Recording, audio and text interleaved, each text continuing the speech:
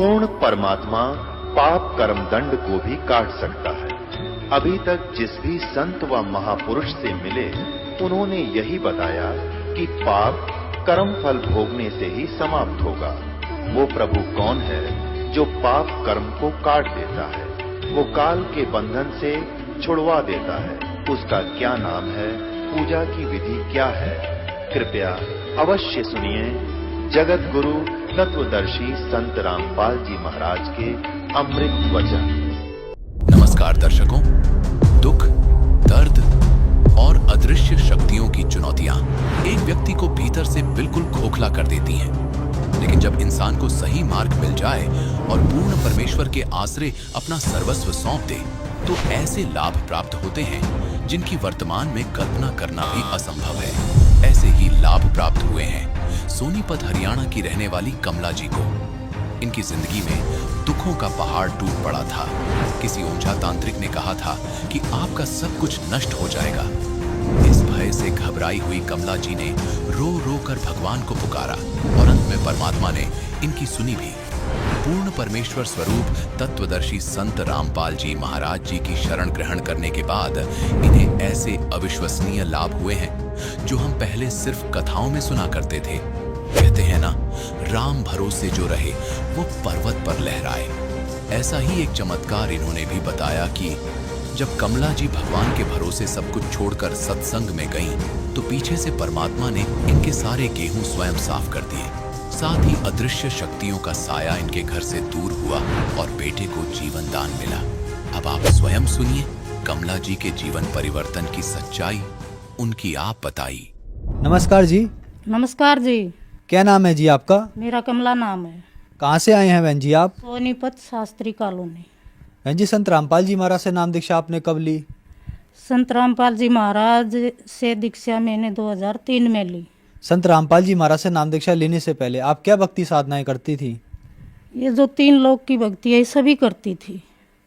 व्रत, तीर्थ और पितृ पूजा और शिवजी पूजा, ये सब करती थी। जितनी भी 3 लोक में आती हैं बहुत भक्ति करी, बहुत। और दुख भी बहुत दिए इन्होंने, बहुत दुख दिए।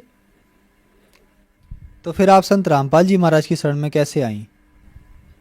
संत रामपाल जी महाराज की शरण में ऐसे आई, एक मेरी लड़की और जटवाड़े में गप्पू भगत जी हैं, वे संत रामपाल जी महाराज से नाम उपदेश ले रहे थे। तो मेरी लड़की और उसकी लड़की कॉलेज में पढ़ती थी, तो मेरी लड़की उसके साथ जाती थी। तो उसने बताया कि हम गुरु बना रहे हैं, तो उसने मेरे को बताया। उस लड़की ने अपनी मम्मी से बताया, एक राधा की मम्मी ऐसे ऐसे पूछ रही थी, और मेरी लड़की ने सारी बात पूछ के ना मेरे से बताया, एक मम्मी वे गुरु बना रहे हैं और हमारे उनके पापा गुजर रहे हैं, एक्सीडेंट में गुजरे थे। तो मेरे को एक सियाने ने बताया था कि आपका तो सब कुछ ख़त्म हो जाएगा, एक के बाद एक ख़त्म होगा। तो हमारे इसके पापा जी का डीटी रोड पर एक्सीडेंट हो गया और वे ख़त्म हो गए 13 दिन में, बोले भी नहीं।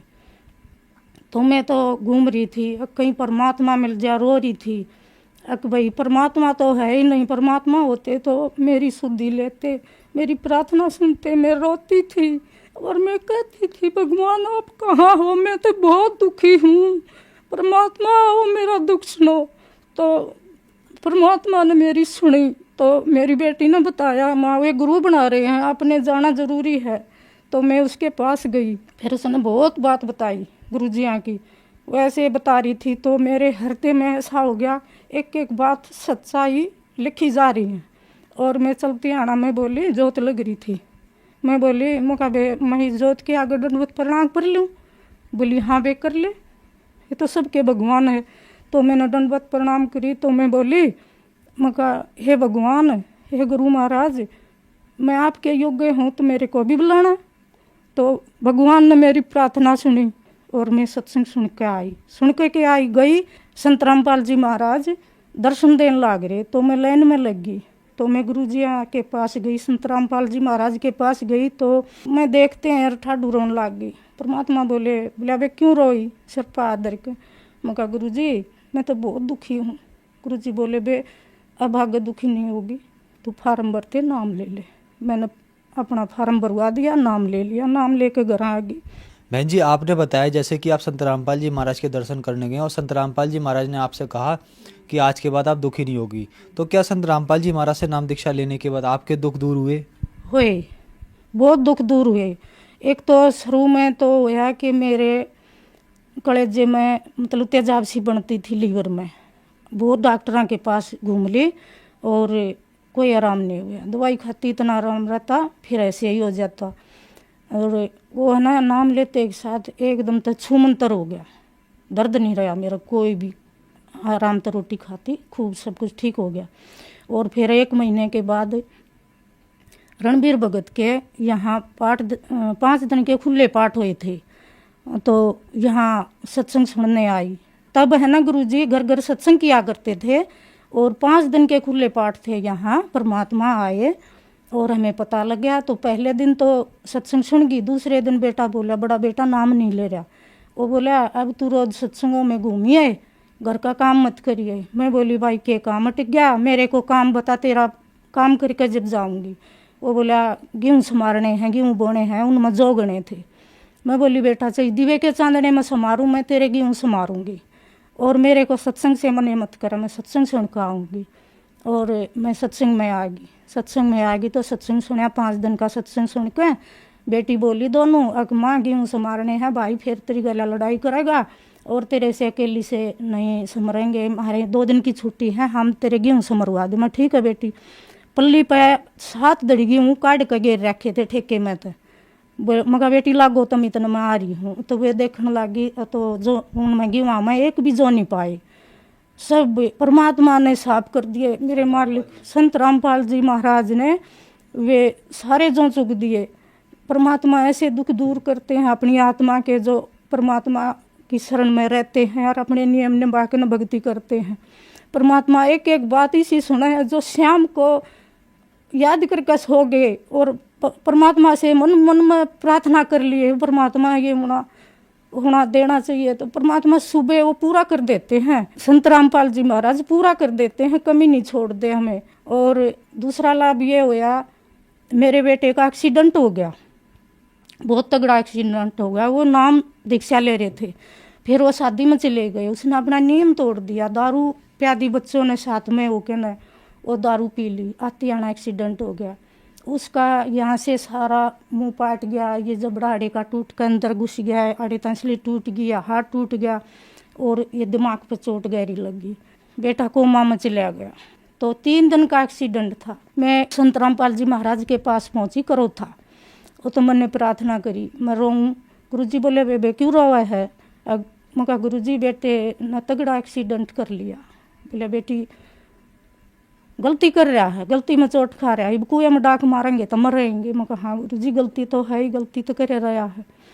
तो गुरुजी बोले बेटी रो मत ना, तेरा बेटा दाऊं ठीक होगा, आवेगा, टाइम लगेगा।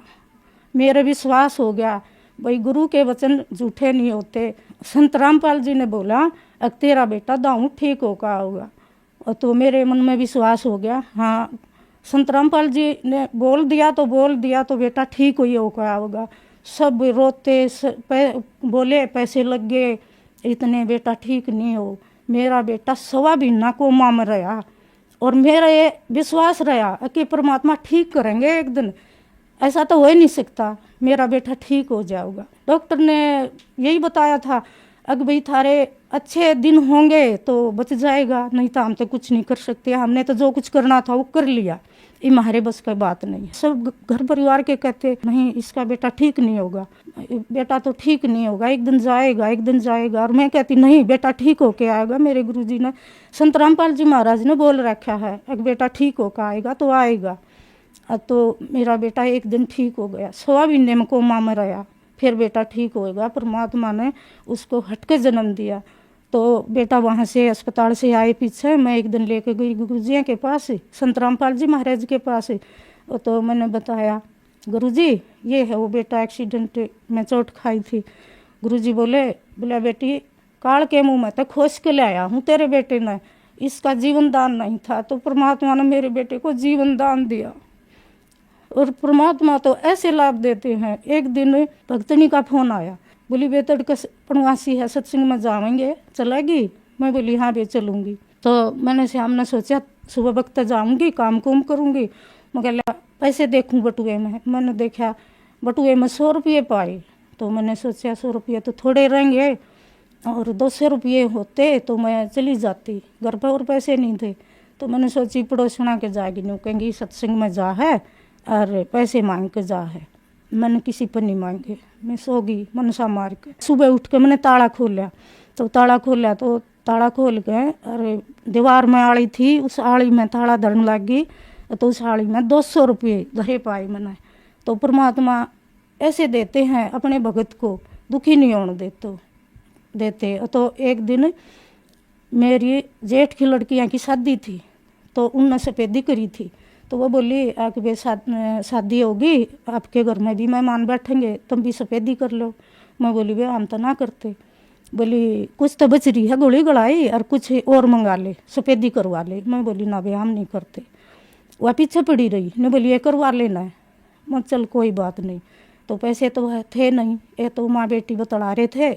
बोली माँ मेरा एडमिशन भी भरना है, बिजली का बिल देना है, ऐसे है वैसे, हम मतलब बैठ के बतला रहे थे। तो बेटी बोली अग माँ 30,000 रुपये हों जब जाके काम चल हमारा।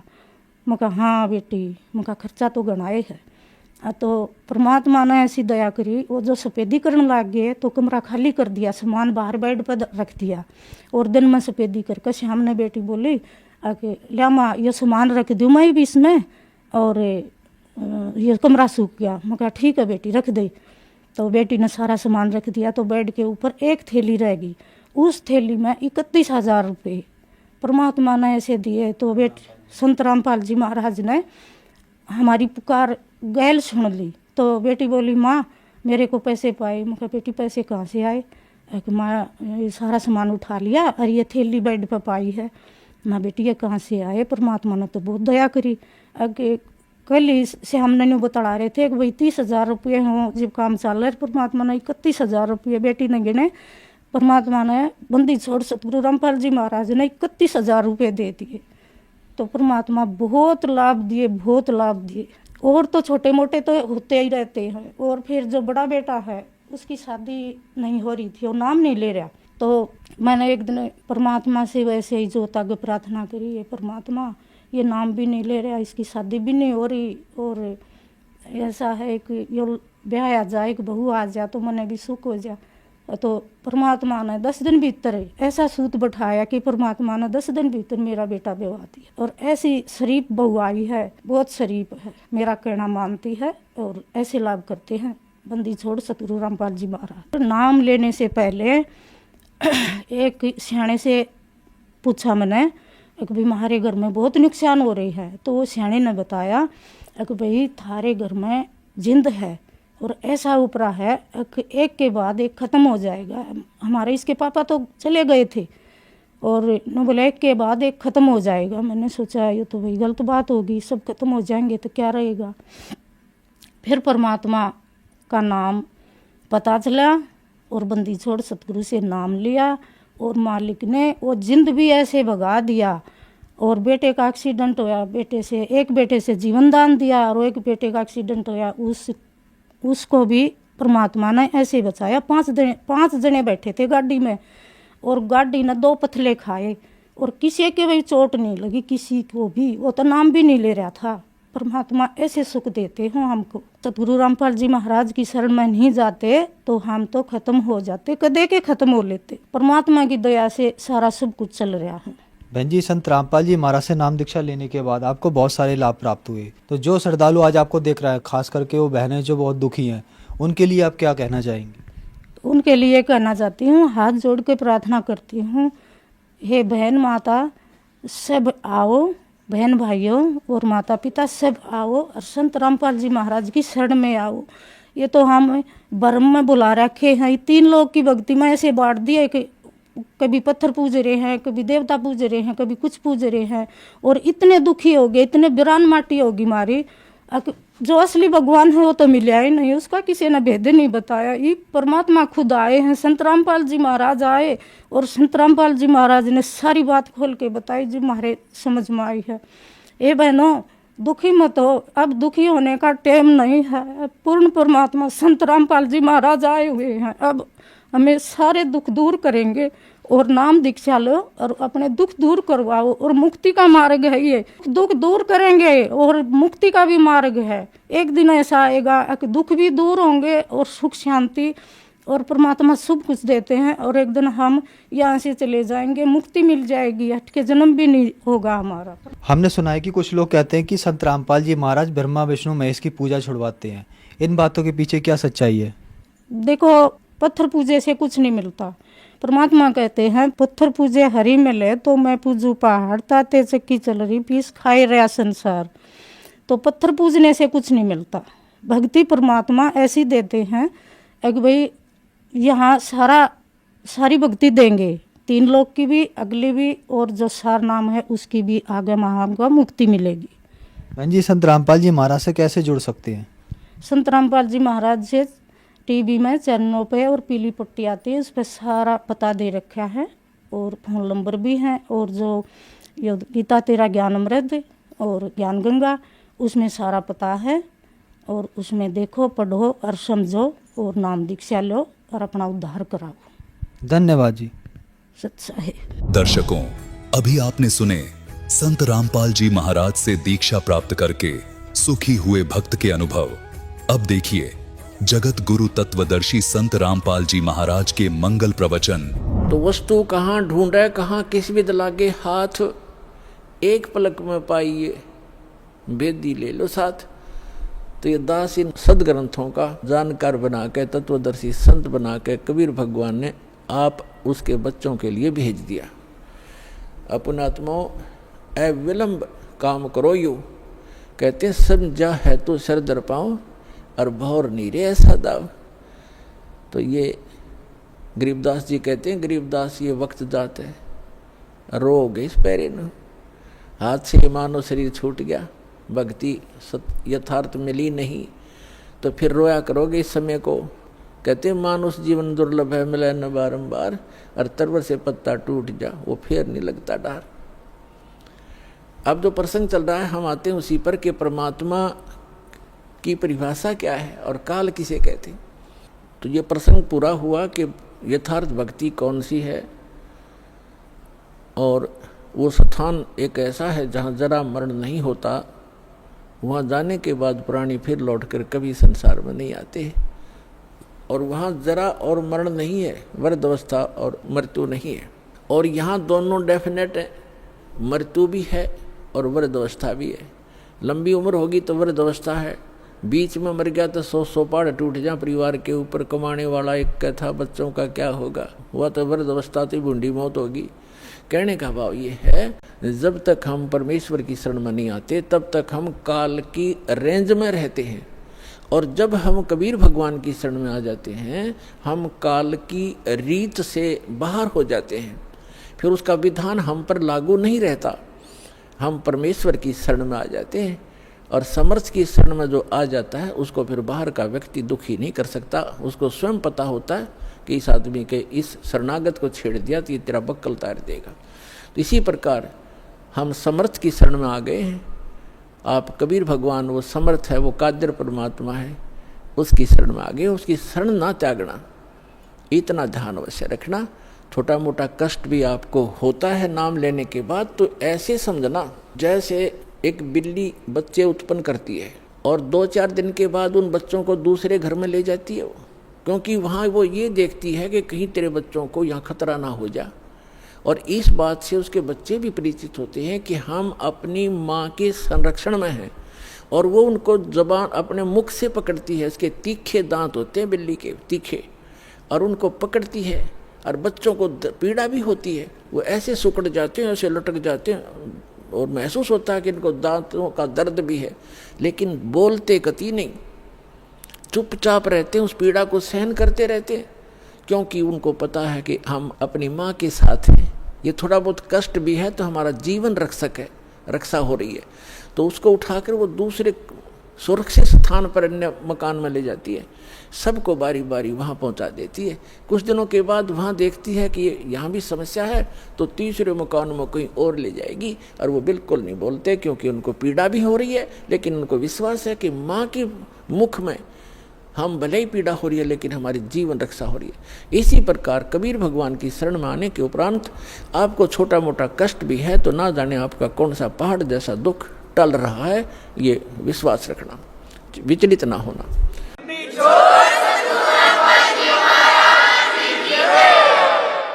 यह प्रसंग चल रहा है कि धर्मदास जी ने कहा था कि भगवान, यहाँ कितनी सुविधा दे रखी है भगवान ने, और इसको आप काल कह रहे हो।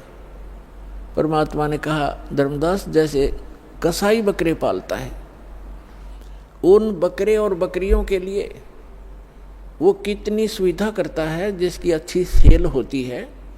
एक बहुत बड़ा चरागाह बनाता है, उसको हायर करता है या मोल लेता है, और उसके अंदर शेड डालता है, झोंपड़ी डालता है बकरों को गर्मी और सर्दी से बचाने के लिए। उसमें जगह जगह तालाब बनाता है, छोटी छोटी तलैया सी, उनको पानी से भर कर रखता है, उनके लिए घास फूस वहाँ व्यवस्था कराता है। उस सारी व्यवस्था को देखकर वो भोले प्राणी ये समझ बैठते हैं कि हमारा मालिक, हमारा स्वामी कितना दयालु है, हमारी कितनी केयर टेक रखता है, सारी सुविधाएं प्रदान करता है, हिंसक पशुओं से बचाता है, चारों तरफ से बाड़ लगा देता है, और अंदर वृक्ष हैं, झाड़ बोझड़े हैं, घास फूस है, गर्मी से बचने के लिए शेड है, सर्दी से बचने के लिए व्यवस्था शेड है। तो वो इस सारी व्यवस्था को देखकर वो मान बैठते हैं कि जो हमारा ये स्वामी है बड़ा दयालु है, ये परमात्मा है। और जब वो कभी उनके बीच में आता है तो वो सारे उसको प्यार देने के लिए उसके चारों तरफ कोई ऊपर को पैर फैलाता है अपने सीने से लगाने के लिए, और वो उसको चाटते हैं प्यार से, जीभ से चाटना चाहते हैं, उनको एक विशेष रिगार्ड देने के लिए। वो तो चाट रहे हैं जीभ से, और वो कसाई देख रहा है से हाथ लगा के, और वो खुश होते हैं कि हमारा मालिक हमसे प्यार कर रहा है। वो देख रहा है कि ये कितना मांस हो गया, कितने का बिकेगा, और वो सोच रहे हैं मुझे हमें प्यार कर रहा है। तो पुण्यात्मा परमात्मा कहते हैं कि जिस समय उस कसाई को 5-10 बकरों की आवश्यकता पड़ती है, बकरियों की, तो उस समय वो ये नहीं देखता ये किसकी माँ है, किसका बेटा है। एक परिवार के 3-3 इकट्ठे भी आ सकते हैं, उनने तो मोटे मोटे छांट के और वो निकाल लेने जो अच्छे मांस युक्त हो गए, घनी बिक्री होगी। तो उस समय उन बकरों को भी पता होता है, उनके अंदर करड़ा ऐसे भागते ही इधर उधर दौड़ जाते, उनको मालूम है कि कहीं इनको खतरे के स्थान पर ले जा रहा है, इतना उनकी आत्मा में आभास होता है। तो कहने का भाव ये है कि इसी प्रकार जो यहाँ की सुविधाएं आप देख रहे हो धर्मदास, परमात्मा कह रहे हैं कबीर भगवान, इन सुविधाओं को देखकर तो ऐसा लगता है जैसे बड़ा दयालु भगवान है, और उस समय तुम्हारी बुद्धि पर पत्थर गिर जाते हैं। किसी का बेटा मर गया, किसी की बेटी मर गई, एक परिवार के 3-3, 4-4 सदस्य मर जाते हैं। यहाँ एक बता रहे थे, कोई सरसा से सत्संग सुनकर जा था, गाड़ी के अंदर 16 सदस्य थे एक का परिवार के, बूढ़ा बूढ़ा घर रह गया था, 16 के 16 एक्सीडेंट में मर गए। बताओ पुण्यात्मा, और उनकी कार और कोठियाँ और बड़े बड़े सारी व्यवस्थाएं थी, कुल नाश हो गया उसका। तो कहने का भाव ये है कि उस समय बुद्धि कहाँ जाती है आपकी, ये सुविधाएं किसने दे रखी थी, ये फिर क्यों छीन लिया 1 मिनट में। तो इसको काल कहते हैं, और जो केवल सुख सुख दे उसको दयाल कहते हैं, उसको परमात्मा कहते हैं। आप इसको परमात्मा मान बैठे हो, लेकिन ये परमात्मा नहीं है। यहाँ तो दुख के अतिरिक्त आपको कुछ मिलता ही नहीं, चाहे कितना ही आपको सुखी व्यक्ति नजर आता है इस झूठे सुख से युक्त, चाहे कोई मंत्री है, प्रधानमंत्री है, या कितना ही बड़ा सेठ है, और कैसी आपने उसकी सुविधा नजर आती है। गरीब आदमी तो नहीं सोचा ये कार कोठी वाले घने सुखी होंगे, या फिर ये अफसर हैं, कर्मचारी अधिकारी हैं, ये बड़े सुखी होंगे। सुख नाम की वस्तु नहीं यहाँ पर इस गंदे लोक में, सबके टेंशन ग्रस्त रहती हैं, सारा दिन ऊपर से दिखे चौपड़े और अंदर तो इनके खराब हो रहे हैं खोपड़े, किसी ने देख लेते।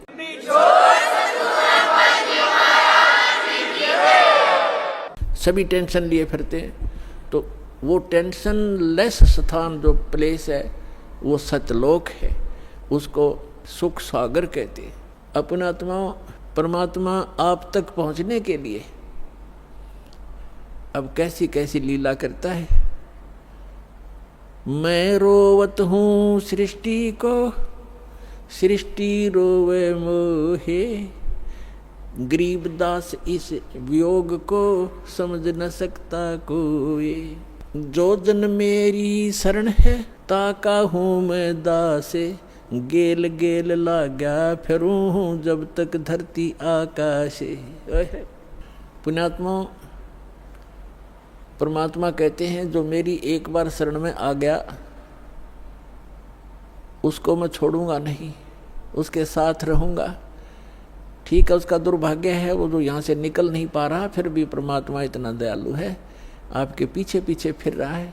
अपना आत्मा विचार करो, एक ही परिवार में ये पुस्तक आपको प्राप्त हुई या टीवी सुनने को प्राप्त हुआ, एक परिवार के 4-5 सदस्य हैं जिनमें से 3 को ये ज्ञान समझ में आ गया, उनकी इच्छा बनी हम नाम लेंगे, दीक्षा लेंगे, कल्याण करवाएंगे।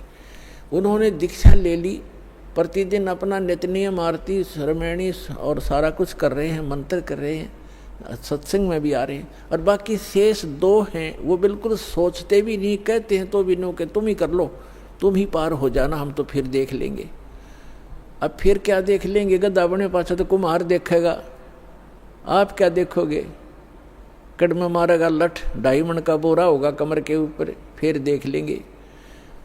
अब देखना अब है, ज्ञान समझो और सतलोक आश्रम बरवाला जिला हिसार हरियाणा के अंदर आओ और कल्याण कराओ। अगर समझदार हो तो देखना चाहते हो।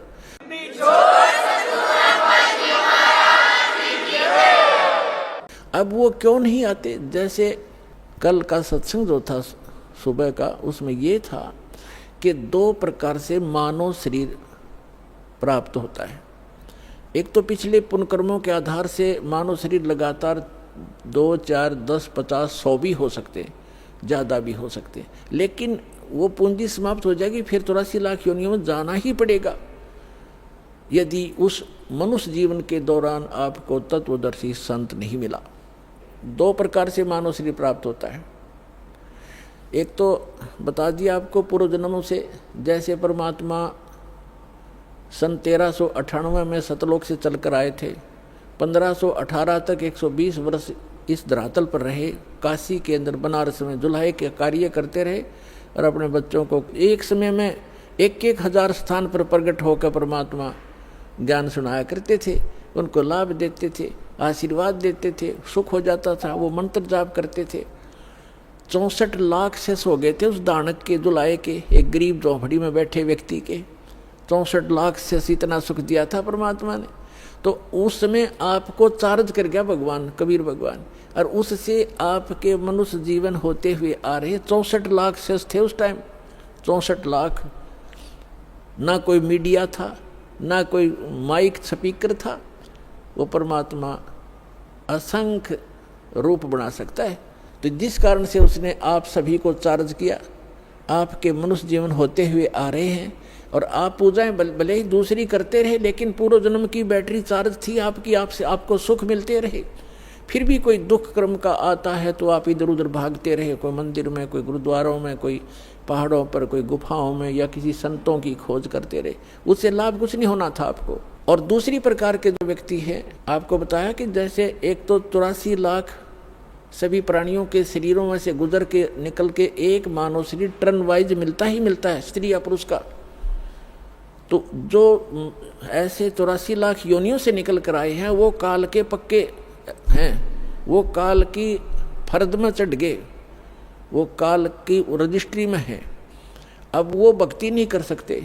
एक परिवार में 3 नाम ले चुके हैं, सच भक्ति कर रहे हैं, उनको समझा रहे हैं, वो ठीक ठीक तुम कर लो।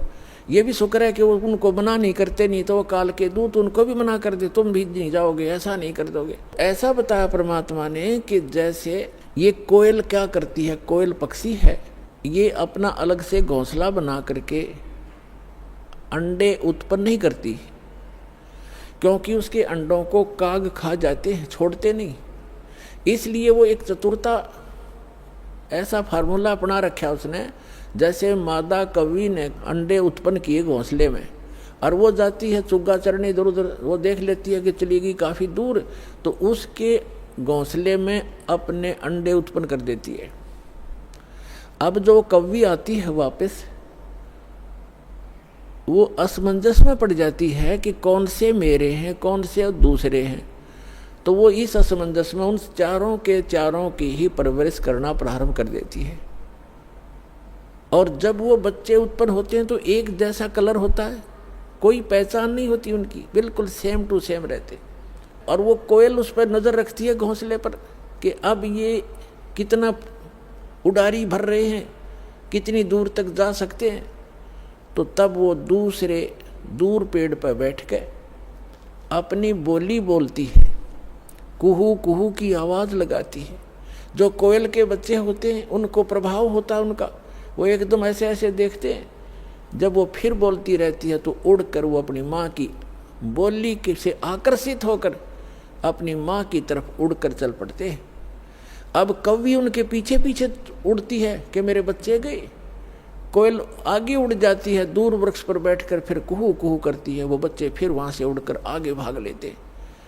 अब कौवी ये सोचती है ये तो गए सो गए, तेरे कहीं पिछले बच्चे रह गए, उन पर कोई आपत्ति ना आ जाए, उनको संभालूं, आकर के वो वापस आ जाती है।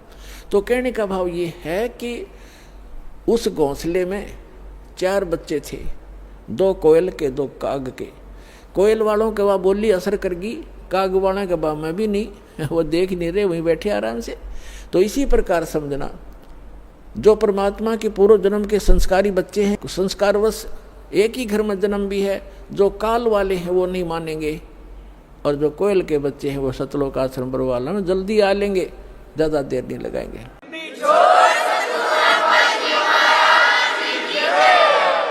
यानी जो परमात्मा के बच्चे हैं, पूर्व जन्म के संस्कारी हैं, वो शीघ्र आ जाएंगे। परिवार के परिवार आ रहे हैं, वो सारे के सारे कोयल के हैं, भले ही वो काल के घोंसले में यहाँ यानी इस लोक में जन्म हो गया। परमात्मा ने अपने बच्चों को, एक जैसी क्रिया थी पहले, तो अब बदल जाएंगी, एकदम चेंज हो जाएंगी सब क्रियाएं, भक्तों जैसे लक्षण हो जाएंगे। तो इस प्रकार तो क्या बताते हैं परमात्मा, जो जन मेरी शरण है ताका हूँ दासे, गेल गेल लाग्या फिरूं जब तक धरती आकाशे। परमात्मा कबीर भगवान जिस समय यहाँ आए हुए थे पृथ्वी पर, जो प्रत्येक युग में एक लीला करते हैं, जिसका वेद भी प्रमाण करते हैं, जिसके वेद भी साक्षी हैं कि भगवान ऐसी लीला किया करता है। तो उस लीला में जो दूसरे टाइप की लीला है परमात्मा की, शिशु रूप धारण करके प्रत्येक युग में प्रकट होते हैं।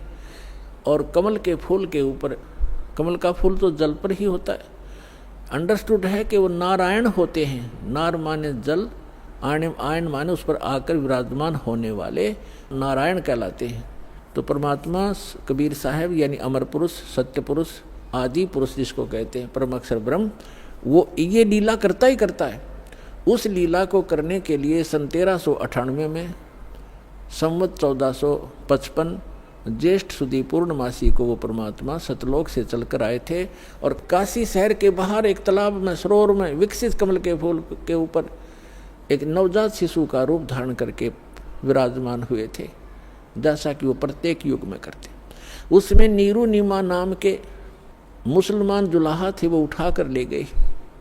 वही नीरू नीमा उसी जन्म में ब्राह्मण और ब्राह्मणी थे। गौरी शंकर नाम था नीरू का, और सरस्वती नाम था नीमा का। मुसलमानों ने ज़बरदस्ती उनको मुसलमान बना दिया गया था। पहले वो शिव भगवान के पुजारी थे, शिव जी की कथा करके अपना निर्वाह किया करते थे, और फिर वो सब सुविधा समाप्त हो जाने से वो जुलाहे का कार्य करने लगे थे, और लगभग 20, 30, 40 वर्ष उनको हो गया था वो क्रिया करते, वो जुलाहा प्रसिद्ध हो गए थे। तब परमात्मा उनको शिशु रूप में मिले थे, धीरे धीरे बड़े हुए, और उन्होंने कोई अन्न आहार नहीं किया। बालकपन में कुंवारी गाय का दूध पिया कबीर भगवान ने, कुंवारी गाय ने दूध दिया और परमात्मा दूध पिया करते थे। ऐसे लीला करते ही और वो ऐसे ही की है उन्होंने, ऐसा भगवान किया ही करता है। तो जब वो बड़े हुए 5 वर्ष की आयु में ही 104 वर्ष के विद्वान पुरुष स्वामी रामानंद ब्राह्मण पंडित, जो वेदों और गीता और पुराणों के मर्मज्ञ माने जाते थे, उसके ज्ञान में छक्के छुड़ा दिए।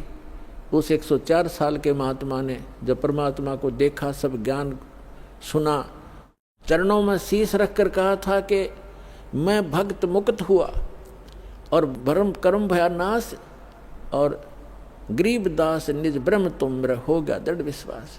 सतलोक में जाकर देखा रामानंद जी ने और फिर वापस देखा तो वही बालक सामने बैठा है, वही अनंत कोट ब्रह्मांड के कंट्रोलर के सिंहासन पर बैठा था। तब कहा था दोहू ठोर है एक तू भया एक से दो और गरीब दास हम कारणे आए हो। मगर आप तो हमारे लिए आए हो और आप वहाँ भी आप हो और यहाँ भी आप हो। ऐसी लीला परमात्मा कर रहे थे। और फिर क्या बताए हैं कि उस समय धीरे धीरे बड़े हुए, बड़े बड़े विद्वानों के छक्के छुड़ा दिए। लेकिन हमारी आदत है, हम सत्य को स्वीकार करना बहुत ही कम चाहते हैं। जैसे हमारे धर्मगुरु थे, वो संस्कृत के ज्ञाता थे, ब्राह्मण ऋषि मंडलेश्वर, और आम जनता संस्कृत भाषा नहीं पढ़ती थी, केवल ब्राह्मणों को ही शिक्षा ग्रहण करने का अधिकार था। और वो संस्कृत भाषा तो पढ़ लेते थे लेकिन ग्रंथ समझ में उनके आए नहीं। और परमात्मा 600 वर्ष पहले कहा करते थे कि आप गलत गाइड कर रहे हो इस जनता को, आप वेदों और गीता और पुराणों से भी परिचित नहीं हो। अब धर्मदास जी को जो परमेश्वर ने बताया, स्वामी रामानंद जी को लेकर गए थे, ऐसे आदरणीय धर्मदास साहिब जी को भी परमात्मा सतलोक लेकर गए थे, अपना निज स्थान दिखाया था जहाँ आप रहा करते थे। जब वापस छोड़ा तब धर्मदास जी ने पूछा कि हे भगवान, फिर इसका मतलब तो ये है कि ये वेद और ये कतेब, 4 वेद हैं, 4 ही मुसलमान इस्लाम धर्म की कतेब मानी जाती हैं। जैसे अपने 4 वेद हैं हिंदुओं के, ऋग्वेद, यजुर्वेद, सामवेद, अथर्ववेद, और इस्लाम धर्म की माने जाते हैं तौरात, जबूर, इंजिल और कुरान। ये कतेब कहते हैं, इनको वेद कहते हैं। तो धर्मदास जी को पता चला कि सचमुच भगवान तो वो है, साकार है, और ये है वो परमात्मा, ये है वो स्थान। और ये सभी हमारे धर्मगुरु कहते हैं कि ये विष्णु जी सर्वशक्तिमान है, सर्वश्रेष्ठ हैं, सबके पालन करता है, सबके उत्पत्ति करता है, यह विनाशी है। और परमात्मा ने धर्मदास जी की वार्ता कराई ब्रह्मा विष्णु महेश जी से, और उन्होंने खुद बताया कि नहीं भाई, हमारी भी जन्म मृत्यु होती है, हम अविनाशी नहीं है। अब जैसे कोई व्यक्ति यदि किसी तहसीलदार को या एसडीएम को और अपने मित्रों में ये कहता है ये कमिश्नर है, और जब एसडीएम से पूछा जाएगा क्या आप कमिश्नर हैं, वो कभी झूठ नहीं बोलेगा, वो बुद्धिमान व्यक्ति है, बकवास नहीं चला करती, तो स्वयं बताएगा नहीं जी मैं तो एसडीएम हूँ, और कमिश्नर तो बहुत बड़ी पावर होती है। तो ऐसे जब भी इन अधिकारियों से हम मिलते हैं तो ये सच्ची बताया करते। तो जब धर्मदास जी वापस आए, धर्मदास जी ने कहा हे भगवान, फिर तो ये वेद और कतेब ये सब झूठे हैं, ये तो परमात्मा को निराकार बताते हैं और कोई ब्रह्मा जी, विष्णु जी, शिव जी को सर्वशक्तिमान बताते हैं। तब परमेश्वर ने कहा कि वेद कतेब झूठे नहीं भाई, झूठे हैं जो समझे नहीं। ये वेद कतेब झूठे नहीं हैं, इनमें जिस सतर का ज्ञान है वो बिल्कुल ओके है, लेकिन कंप्लीट नहीं है, वो अलग बात है। जैसे मैट्रिक क्लास के 10वीं कक्षा का सिलेबस अपने सत्र का तो ठीक है, लेकिन वो एमए और बीए का नहीं है, बीसीए का नहीं है, वो सिलेबस अलग है। लेकिन उस मैट्रिक तक के जो शिक्षा है वो उसमें सहयोगी होती है। तो यहाँ परमात्मा ने कहा है कि वेद कतेब झूठे नहीं भाई, और झूठे हैं जो समझे नहीं। झूठे ये हैं तुम्हारे धर्मगुरु, जिन पुराणों को, वेद को, गीता जी को समझ नहीं सके, ये झूठे हैं। तो इस प्रकार परमात्मा प्रचार किया करते थे, बहुत से शिष्य बन गए थे।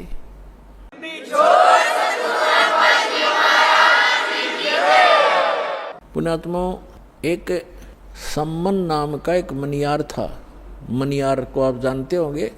मनियार होता जो केवल चूड़ियों का काम करता था, माताओं को, बहनों को चूड़ी पहनाया करता था, उसकी पत्नी भी और वो भी। और वो बहुत दारिद्र था, निर्धन था, लेकिन परमात्मा का परम भक्त था। 3 सदस्य थे परिवार के अंदर, 3 सदस्य। एक तो सम्मन, उसकी पत्नी का नाम था नेकी, और एक पुत्र था, उसका नाम था शिव। उसको सेव कहा करते, सेव नाम था शिव। वैसे अब भ्रंश हम कर ही लेते हैं, सेव कहा करते, तो सेव नाम से ज़्यादा प्रसिद्ध था। और तीनों के तीनों प्राणियों ने कबीर परमात्मा की दीक्षा प्राप्त कर रखी थी। वो दिल्ली में रहा करते थे। पहले दिल्ली आज जैसी नहीं थी, एक गांव सा था छोटा सा, ऐसी झोपड़ियों में लोग रहा करते थे। छोटे छोटे मकान भी थे, कुछ थोड़े बहुत सेठ भी थे, वो अलग होते हैं। आज जैसी दिल्ली नहीं थी 600 वर्ष पहले। और परमात्मा बनारस काशी में रहा करते थे। एक कमाल नाम का लड़का, उसके कबीले ने, उसके कुल के लोगों ने मृत्यु के उपरांत जल प्रवाह कर दिया था। और एक शेख तकी नाम का राजा सिकंदर लोधी दिल्ली के बादशाह का धार्मिक गुरु था। और सिकंदर लोधी को एक बहुत असाध्य रोग था, परमात्मा कबीर जी के आशीर्वाद से वो स्वस्थ हुआ था। बाकी किसी भी औषधि से और किसी भी धर्म मजहब की जंतर मंत्र से और आशीर्वाद से वो स्वस्थ नहीं हुआ था, जिस कारण से सिकंदर लोधी परमात्मा कबीर जी से बहुत प्रभावित था। और उधर से धार्मिक गुरु उनका सिकंदर लोधी का जो शेख तकी था, वो ईर्षा करने लगा कबीर जी से कि ये अब ज़्यादा महिमा प्राप्त होगी है, राजा के हृदय में ये समा गया है, किसी प्रकार इसको नीचा दिखाऊं और राजा मेरी तरफ फिर आकर्षित हो। कहते हैं 2 वजीर 2 फकीर और 2 पीर, उनकी कभी आपस में बड़ा नहीं करती।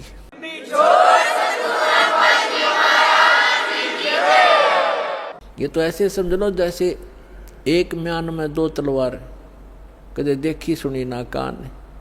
तो वो बहुत इस ताक में रहता था, किसी प्रकार नीचा दिखाऊं। सिकंदर लोधी ने किसी कारण से स्वामी रामानंद जी का सिर काट दिया था, वो मृत्यु को प्राप्त हो गए थे। और कबीर परमात्मा ने सिकंदर लोधी और सैकड़ों व्यक्तियों के सामने उनको जीवित कर दिया था। जिस बात से सिकंदर लोधी घना प्रभावित हो गया था कि ये तो सचमुच अल्लाह आए हैं, खुद भगवान आए हैं, कबीर साहब अल्लाह अकबर हैं। अब अल्लाह अकबर यही काम करता है, मुर्दे को जीवित कर दे, रोगी को स्वस्थ कर दे, निर्धन को धन दे दे, तो भगवान यही काम करते। तो वो सभी काम कर रहे थे। सिकंदर लोधी का पक्का विश्वास हो गया था कि सचमुच गॉड है, खुदा है। अब शेख तकी परमात्मा कहते हैं, राज तजना सहज है, सहज त्रिया का ने, मान बढ़ाई ईर्षा बाई दुर्लभ तजना। ये राज भी छोड़ सकते हो, अपनी सुंदर पत्नी को भी त्याग सकते हो, और कहते हैं मान बढ़ाई और ईर्षा ये नहीं छूटती जीव पर। ये छूटे बिना भगवान मिला नहीं, बात वहीं की वहीं रही। तो इस ईर्षावश राग द्वेषवश शेख तकी इस ताक में था, किसी प्रकार मैं झूठा सिद्ध कर दूं किसी पॉइंट पे ताकि इसकी महिमा कम हो जा, इसलिए वो इस ताक में रहता था। एक दिन सिकंदर लोधी से कहा कि आप इसकी बड़ी महिमा गाते हो, इसने मुर्दा जिंदा कर दिया, स्वामी रामानंद जी को जीवित कर दिया, आप कहते हो मुझे स्वस्थ कर दिया, मैं तब मानूंगा इसको कोई ये शक्ति युक्त है, मेरे सामने कोई मुर्दा जीवित करे। एक दिन उसने ये दबाव लगा दिया कि यदि ये कोई मुर्दा जीवित करेगा तो मैं मानूंगा, नहीं तो मुसलमानों को तेरे विरुद्ध कर दूंगा सिकंदर। इस बात से चिंतित सिकंदर टेंशन में आ गया, और परमात्मा को अपने बच्चों की टेंशन सुहाया नहीं करती, ये समर्थ है 1 मिनट में टेंशन दूर कर दे। सिकंदर लोधी से पूछा कि क्या परेशानी है आपको? सिकंदर लोधी ने कारण बता दिया। तो परमात्मा ने कहा कि कहो इसको कह दे शेख तकी को कोई मुर्दा लावे, और करते हैं अर्ज भगवान से, थोड़ा छुपा के रखते थे जाता अपने को। सिकंदर लोधी को तो पता था, कह दिया सो कह दिया। सिकंदर लोधी ने कहा कि शेख तकी पीर जी कोई मुर्दा ले आओ। फिर कबीर जी कह रहे हैं वो कर देंगे, जिंदा लाओ कोई मुर्दा। तो वो कहता मैं कहाँ से लाऊं मुर्दा, कभी आएगा जब देखेंगे, कभी होगा जब देखेंगे। अब परमात्मा ने सोचा कि ये टेंशन काफ़ी देर रहेगा सिकंदर, इतने में क्या हुआ, लीला मालिक की 100 साल सीधर मैं करूँ अपने जन के काज। इतने में एक कमाल तो बाद में नाम रखा। एक 12-13 वर्ष के बच्चे की मृत्यु होगी। और कुछ ऐसे कुल हैं, ऐसे कबीले हैं, वो न तो ज़मीन में दफनाते हैं न सभा करते हैं अग्नि में, और वो जल प्रवाह कर देते हैं अपना। उनका अंतिम संस्कार ही ऐसा है कि इसके शव को मछलियाँ जीव जंतु खाएंगे, दुआ देंगे, इसलिए मिट्टी तो ये बन ही चुकी है, उसको जल प्रवाह कर देते हैं। एक सुंदर फ्लोटिंग सा एक बेड़ा बनाते हैं, घास फूस का जो तैरता रहता है कुछ देर तक, फ्लोटिंग सा, उस पर लिटा देते और उसको जल प्रवाह कर देते। तो वो बहता हुआ आ रहा था, तो सबको पता चला कि मुर्दा आ गया, मुर्दा आ गया। दरिया के किनारे खड़े थे, सभी इत्तेफाक से वहीं खड़े हुए थे, सिकंदर लोधी, कबीर जी और हजारों की संख्या में सैनिक, अंगरक्षक, रसोइये, अन्य नौकर। तो परमात्मा ने कहा कि ले शेख तकी आ गया मुर्दा, पहले तू ट्राई कर ले, कदे बाद में नंबर बनावे, अगमा भी कर देता। तो सब ने कहा ठीक है शेख तकी जी, दो पहलवानों की जब पहचान होगी, जब दोनों कुश्ती करें, आप भी करो अपनी ट्राई।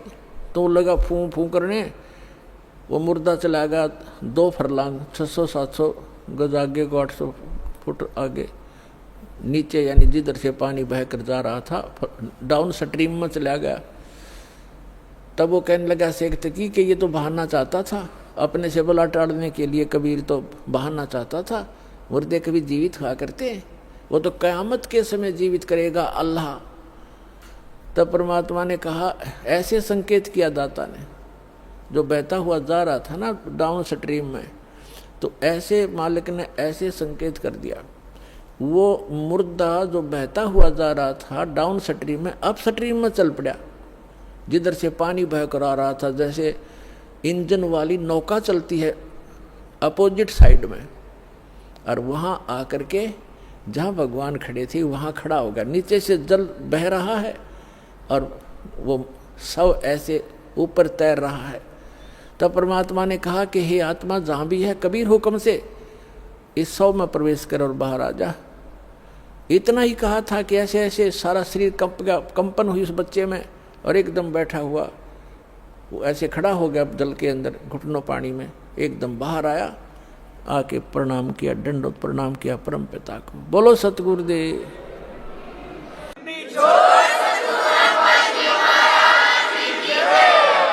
सभी ने ये कहा कमाल कर दिया, कमाल कर दिया। परमात्मा ने उस बच्चे का नाम कमाल रख दिया और उसको अपने बच्चे के रूप में रखा।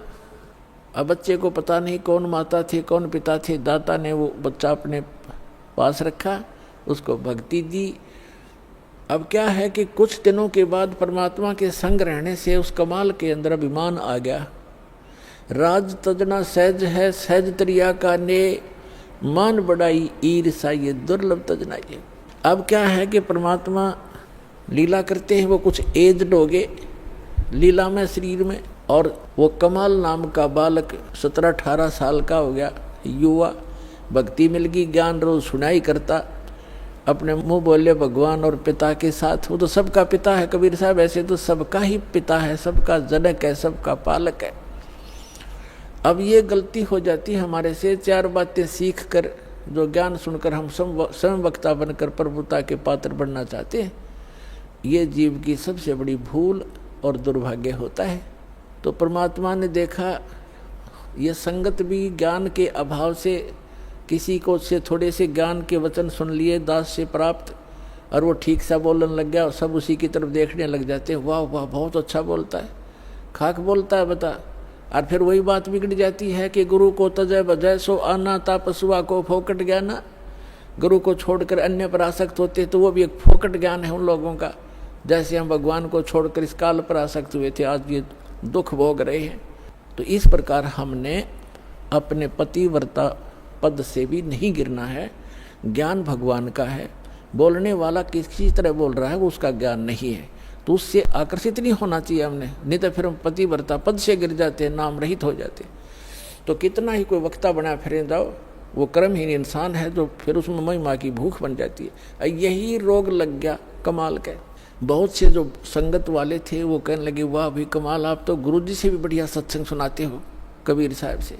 वो फूल गया, हाँ, वह तो किस्से में भर दो या तुरंत भर जाती है। अब उसमें यह अभिमान हो गया और फिर नो कहने लगे भी बड़ा सेवा करता है गुरु जी की, तेरे जैसी सेवा कोई नहीं कर सकता। एक दूसरी बीमारी यह होगी। तो परमात्मा तो अंतर्यामी थे, उसको पता था कि ये मरेगा, मूर्ख जहर खाने लग गया। अब संकेतों में समझा करते थे भगवान कि भाई अभिमान चाहे तो धन का हो जा, कोई दान गढ़ा करता है, दान का अभिमान हो गया, मैंने इतने पाठ करा दिए, मैंने ये बनवा दिया, फलान कर दिया। और चाहे कोई नू देखे बड़ा माला फेरे, सारा दिन मंत्र करता रहता, दूसरे उससे प्रभावित होंगे, उसकी प्रशंसा करने लग जाएंगे, वह भी भूल है आपकी, क्योंकि आपकी यह भी कमजोरी है। अब जैसे कोई एक लड्डू खा रहा है और दूसरा नु कह रहा, देख 4 लड्डू खा गया, वाह भाई वाह बड़े लड्डू खा गया। अब उसके लड्डू खाने का आपको क्या मिला? आप भी प्रबंध करो 4 लड्डुओं का, जब तक बराबर हो, उसकी खाक प्रशंसा करे, वो भक्ति करे, तुम उसकी प्रशंसा करे, आप भी करो फिर। तो ऐसे हम मार खाते। ये कमजोरियां हैं जो दास आपको बता रहा है, जो आपके भक्ति की गाड़ी में पंचर कर देंगी। इनसे बचना, इन कमजोरियों से बचना ही बचना है।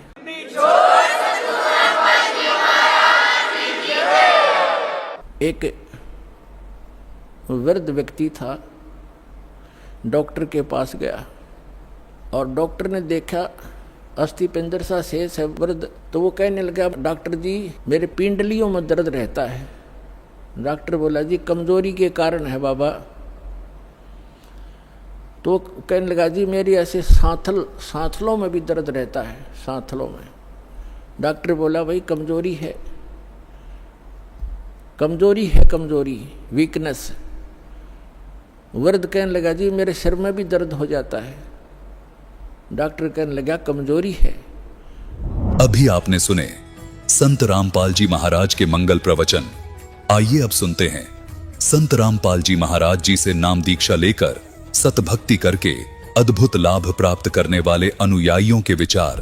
दर्शकों, एक सभ्य और समृद्ध समाज के निर्माण के लिए शिक्षा ही वह कुंजी है जो व्यक्ति के जीवन में धन, ऐश्वर्य और प्रतिष्ठा के द्वार खोलती है। शिक्षा का मुख्य उद्देश्य सही आध्यात्मिक ज्ञान को अर्जित करना है, क्योंकि हमारे हर कर्म का फल उस परमपिता परमेश्वर के हाथ में होता है, जो इस संपूर्ण सृष्टि के रचनहार हैं। वह इतने सक्षम हैं कि सच्चे साधक को मनचाहा फल प्रदान कर सकते हैं। आज हम आपको एक ऐसी शिक्षित महिला से मिलवाने जा रहे हैं जिन्होंने स्वयं यह सिद्ध किया है कि विज्ञान में उपलब्धि या ज्ञान की प्राप्ति केवल परमेश्वर की कृपा से ही संभव है।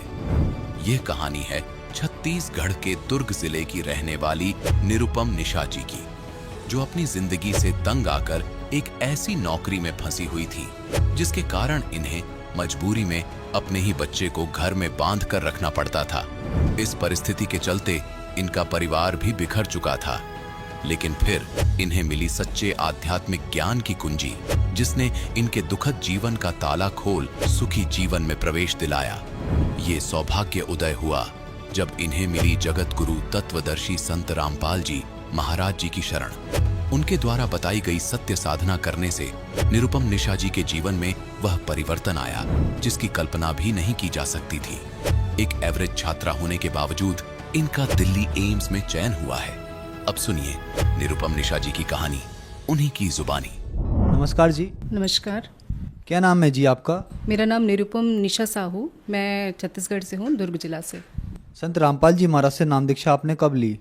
संत रामपाल जी महाराज से मैंने दीक्षा 12 फरवरी 2013 में ली है।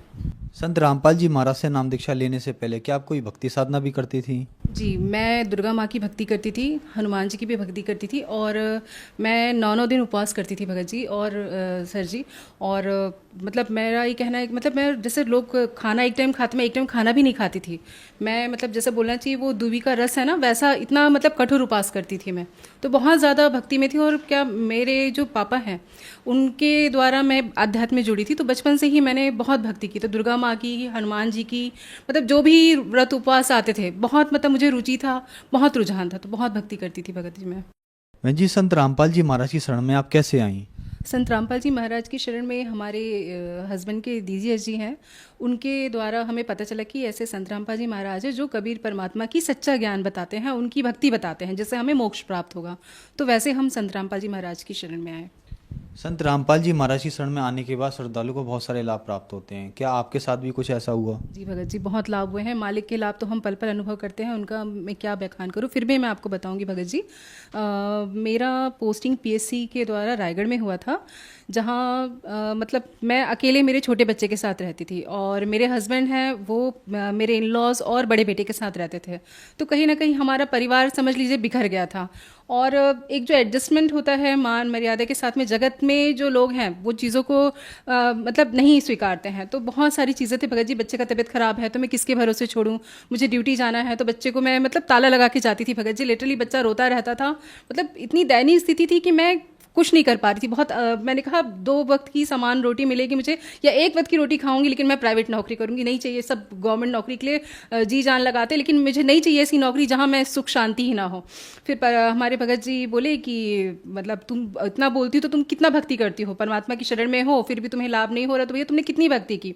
तो फिर फाइनली बोले कि नहीं मुझे समय नहीं मिलता है। समय नहीं मिलता है बोलने से तो लाभ नहीं होगा, तो तुम्हें समय निकालना पड़ेगा। तो फिर हमने रोज सुबह उठ करके भक्ति बताया गया था संत रामपाल जी महाराज द्वारा, तो वो भक्ति हम करते थे भगत जी। और साल भर के अंदर मालिक की ऐसी दया हुई, कबीर परमात्मा की ऐसी दया हुई कि संत रामपाल जी महाराज की भक्ति द्वारा मेरा एम्स रायपुर में सिलेक्शन हो गया।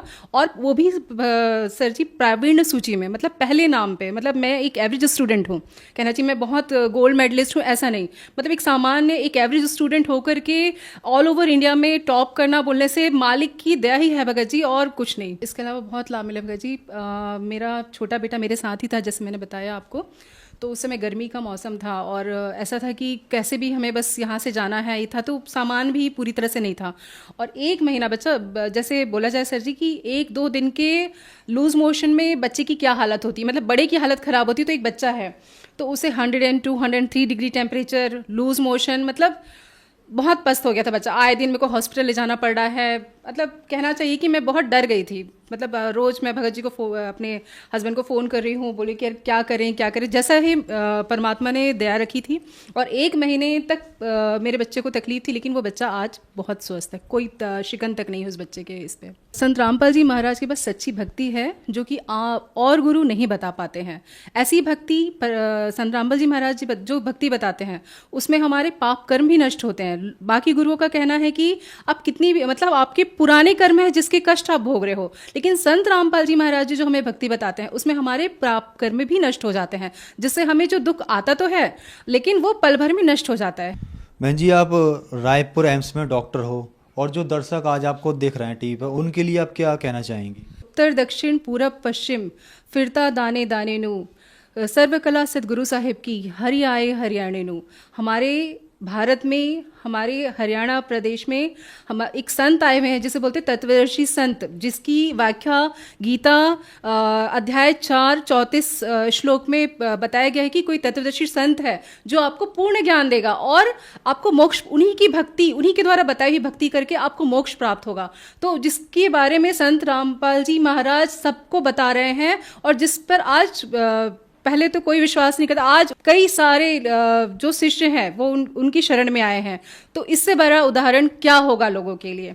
तो बस मैं ही कहना चाहूँगी कि परमात्मा हमारी धरती पर आ चुके हैं, उन्हें जानिए, उन्हें पहचानिए और सच्चे दिल से भक्ति करिए। परमात्मा सभी सुख देता है जो हम चाहते हैं और वो वही देगा जो हमारे लिए अच्छा हो।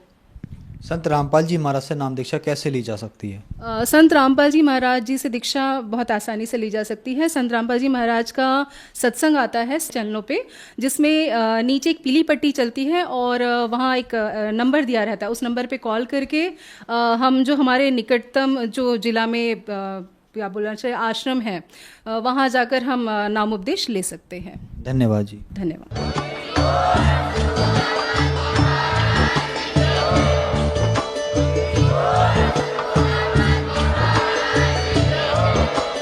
आप सुन रहे थे जगत गुरु तत्वदर्शी संत रामपाल जी महाराज जी के मंगल प्रवचन। अधिक जानकारी के लिए विजिट कीजिए हमारी वेबसाइट www.jagatgururampalji.org। संत रामपाल जी महाराज जी के शुभ आशीर्वाद से पूरे विश्व भर में 500 से भी ज्यादा नाम दीक्षा केंद्र हैं, जिन पर संत रामपाल जी महाराज जी द्वारा ऑनलाइन निशुल्क नाम दीक्षा दी जा रही है। अपने नजदीकी नाम दीक्षा केंद्र का पता करने के लिए संपर्क करें 8222880541।